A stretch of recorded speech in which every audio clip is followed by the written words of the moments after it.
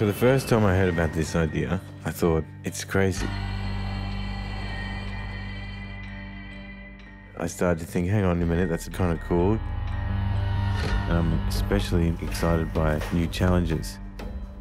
We went exploring areas of Dubai that I see as authentic and interesting, hang out with people, see how they live. As usual, I just sort of let the concept present itself to me. Plan is, we're painting an image on the shipping containers. The image is going to be painted out of formation. In the end, we're going to arrange them with cranes to reveal the final artwork.